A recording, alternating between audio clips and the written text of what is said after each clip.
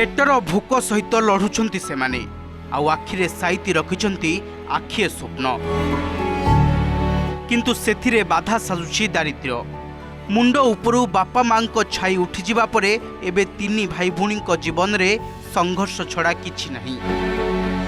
जाजपुर जिला दानगदी ब्लॉक सालीजंगा पंचायत बजरपल्ली गाँव एही तीनी भाई भूणी कष्ट आपनकु कंदाई देबो। वर्षक तले बापा नंदीराम जेराईंकर मृत्यु होइथिला। माँ जंगा जेराई अनेक कष्टरे तीन पिलांकु मनीष करने चेष्टा करुथिले किंतु अजणा रोग तांको जीवन मध्य नहीं गला। आउ एबे संपूर्ण अनाथ हो जाइछंती तीन पिला राधिका डबर और सुनील।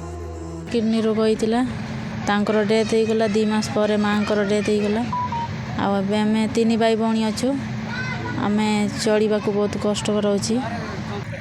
काम करुची जो पैसा रे सही पैसा रे आमे घर चलाउछु।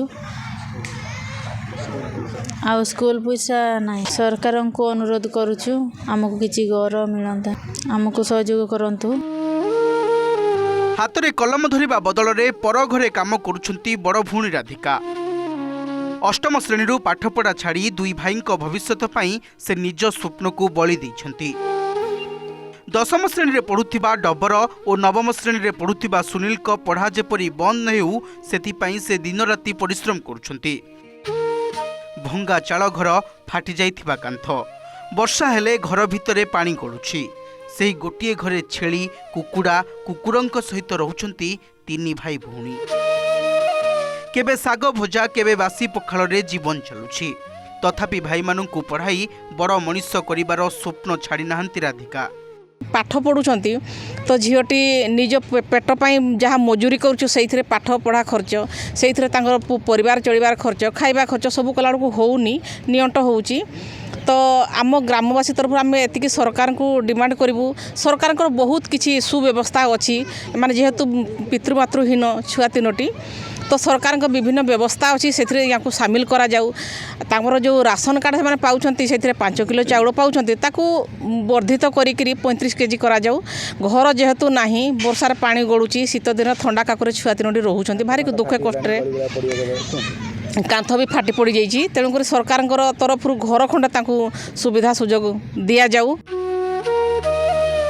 घटना सामना को आसिबा परे जाजपुर जिलापाल अंबर कुमार कर तीन भाई भौणी को समस्त सरकारी योजनार सहायता जोगाई दियाजिबो और पाठ पढ़ारे कौनसी बाधा आसिबो नाही बोली प्रतिश्रुति दैछंती। बापा माँ नांती गोटे परिवार पिलांक कथा मते कहले आमे ममता वात्सल्य हो कि अन्य कारण जो स्कीम हेतिबो ता कवर करिया चेष्टा करछु। तापर कोन इनफॉरमेशन आले मो इंटरवेंशन तो करियो निश्चय करी। दिन केइटारे हाथ धराधरी होई आर पारी को चली गले बापा माँ अनाथ होई गले 3 संतान।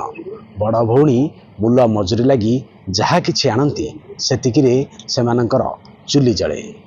मुंड गुंजिबाकू घर खंडे नथिबा बेले पाठ पढ़िबा दुई भाईंको पई 7 सपन पालटिछि। यथाशीघ्र एमानंकु सरकारी सहायता जोगाई देबाकू सरकार को आकुल निवेदन करिसेंती ग्रामवासी। जाजपुर जन्मेजय दास ओटीवी।